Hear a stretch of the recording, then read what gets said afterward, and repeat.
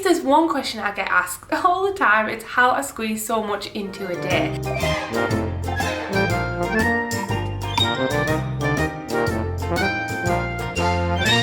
So if you guys are new to the channel, I basically document my day-to-day run-ins of the business, starting from when I was back in my bedroom to now in this second studio, or actually technically our third studio, and I get lots of comments, lots of messages and lots of questions about how I keep productive and how I manage to get so much done in a day. Now, we can all be a little hard on ourselves, and I still think that I could be doing better. I definitely slack on some side of things, mainly like accounts and stuff, but let's not talk about that. But I have compiled a list for you guys to let you know what helps me in the day-to-day running of things, and also how I stay productive and keep motivated and try and keep on top of my work, which sometimes is a little hard to do. So tip number one is basically planners and to-do lists. If you exist into the channel, you will know that I have this planner that was actually sent to me, gifted from Kat's Planner, and she laid out pretty much all the days for me for the whole year, so thank you very much. It's my first time kind of bullet journaling, but before that I just had Fran Nerd's art planner. What I tend to do is break it up into months, weeks and days. I always start my year about what I want to achieve that year, and I do like a yearly goal list for the whole year, and sometimes I'll always go back and see what my goals were to see if I'm on track. Then I break it down into monthly tasks. What do I want to achieve this month? So say September, this is a great time to start bringing out those seasonal items for Halloween and Christmas. And then we break it down into weekly tasks. On my planner I tend to have like a little note section that I want to achieve that week. So that could be sending off a new batch of enamel pins.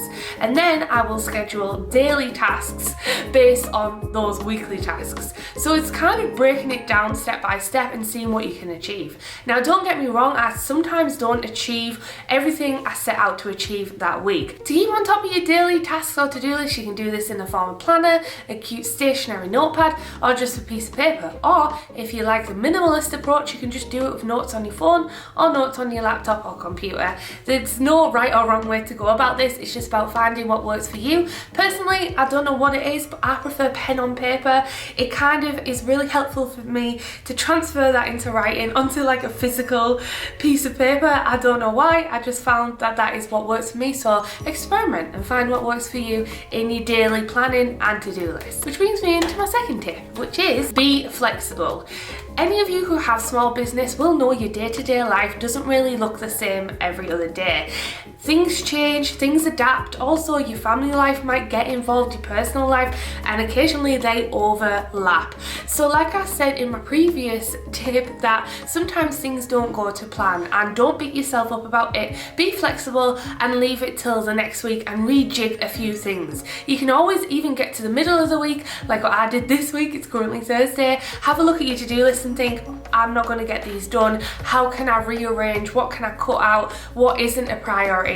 And what is the priority for this week to be done? More often than not, it can wait until the next week, unless you are contracted or you have a client that's contracted that week, then that would be your priority. And then everything else that you kind of had planned, maybe a new product launch, could wait until the week after. Or you might have one of those epic weeks which feels great and everything is taking less time than expected and you manage to squeeze out a lot in 1 week. So just be flexible and don't judge yourself if you need to change and adapt your plans for that week, because it doesn't always go to plan. Tip number 3 is to listen to your body. So this is kind of like a holistic approach to business and everything, but it really is true. There is no point pushing through work, trust me. I've done it and I still battle with it now and then. When you're really trying to get stuff done, but you find yourself procrastinating heavy, or something is taking you an exceptionally long amount of time that it wouldn't normally take, because maybe you're feeling a little run down, you're a little too tired, you've been pushing yourself to the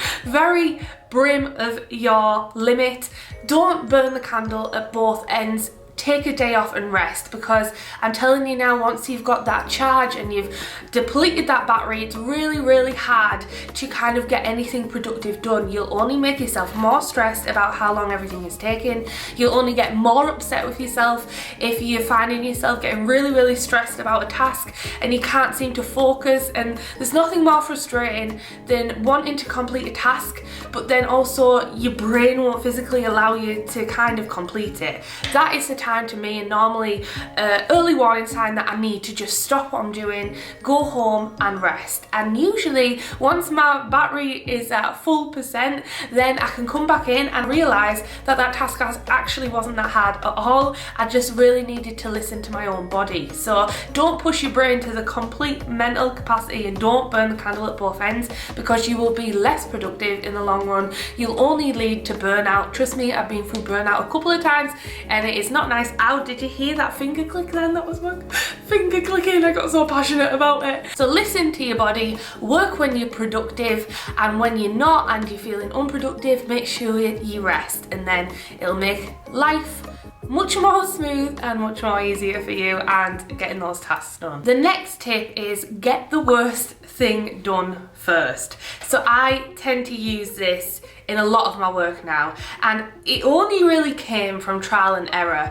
I would do all the little tasks and procrastinate and leave the thing that really needed to be done last, and most of the time that would lead to burnout and what I've just talked about previous, being really frustrated with myself because I procrastinated all day on these little tasks that didn't really matter, and think, right, I'll do the big project at like 3 or 4 in the afternoon, but your energy and mental capacity is already depleted by that time.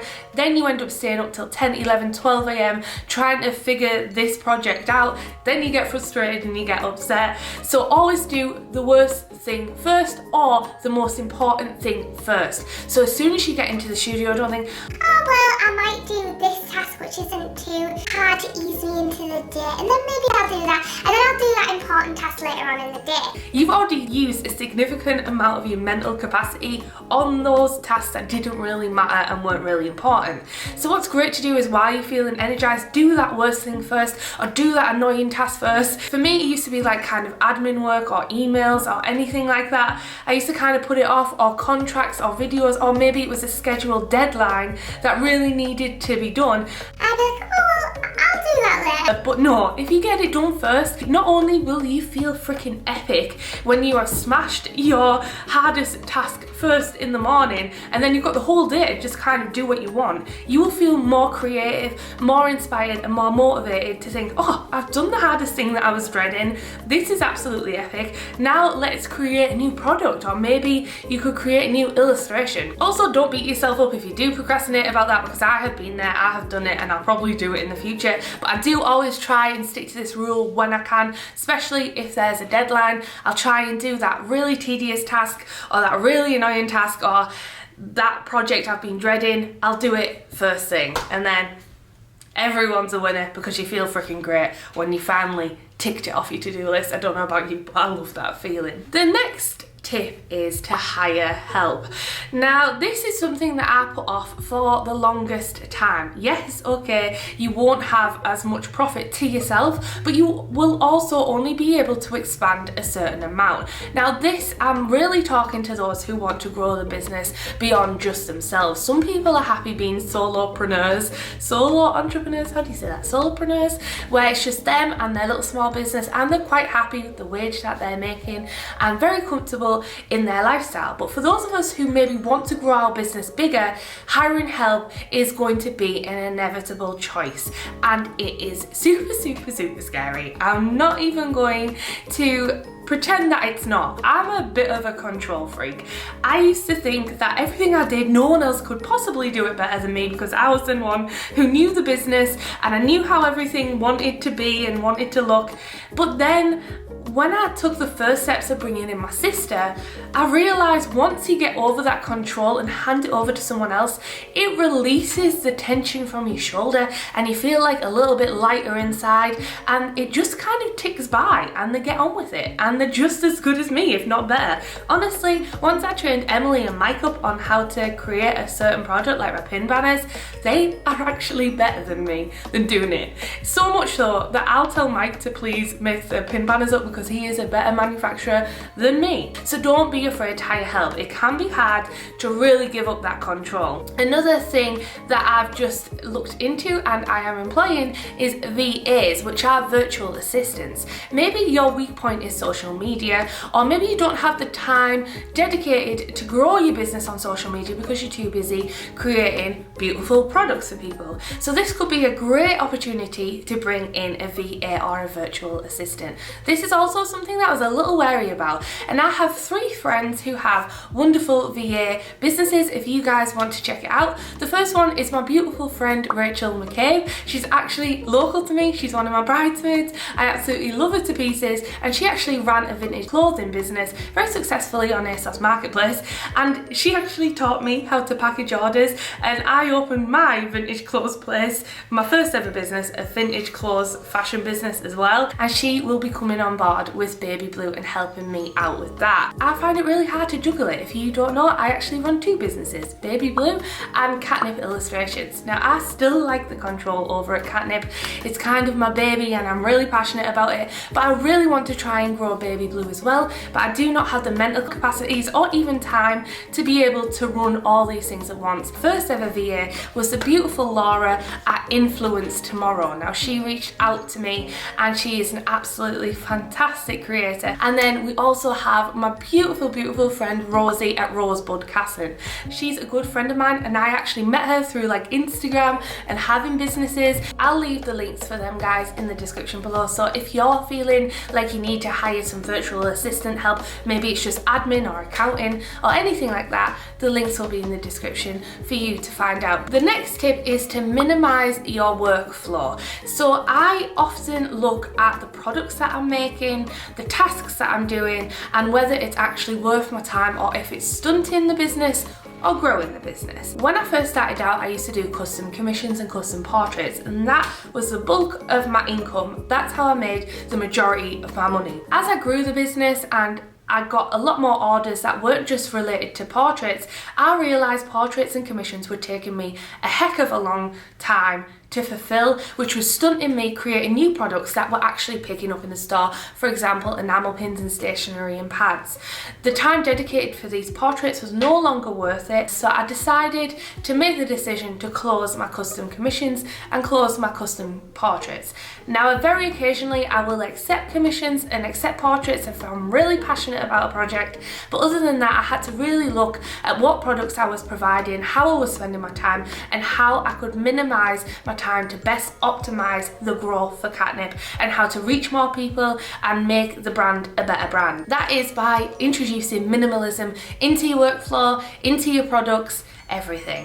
What is better? What doesn't take you as much time? Also, what do you love doing as well? If you absolutely love doing custom portraits and it's your passion, then obviously you don't want to give that up, and you're happy being a single artist who just does commissions and portraits, that's completely fine too. But if you're wanting to grow a business beyond that and you're wanting to hire people and bring in more products and grow and expand, then having a look at what products actually are taking way too long and are actually stunting your growth to those that are actually profiting your business and your audience loves and you really believe in. So minimize your workflow as much as you can, delegate tasks as much as you can through hiring someone or by making them streamlined so that they're much easier to manage when it comes to it. For example, if you're still a solopreneur and your accounts you always leave it for your accounts to get overspilling, try and keep on top of them and dedicate half a day on like a Friday or something, and then it won't be so much of a huge messy task when it comes to it in the end.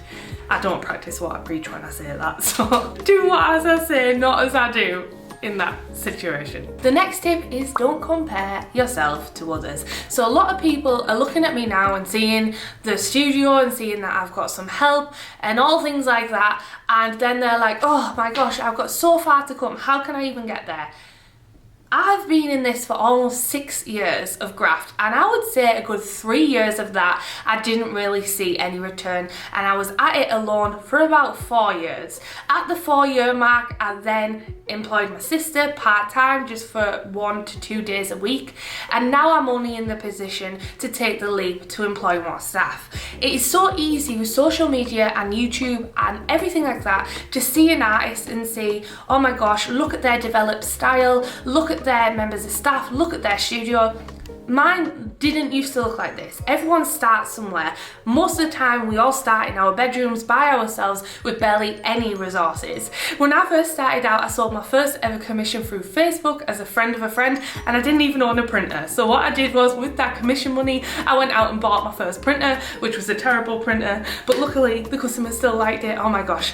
And I had so much learning to go to. So do not compare yourself to the journey. I've said this before in one of my super old videos when I was doing about fear and overcoming fear, and I'm pretty sure the camera was zoomed up so close on my face I look like one big balloon, and I said something like, the big creative entrepreneurs that have done really well that you aspire to be, don't tell her about this bit in the middle that took them ages. They also were a beginner as well. All those people out there you are looking up to started somewhere. They didn't just come out with this amazing work and amazing style and amazing social media presence. They were once a beginner like you too.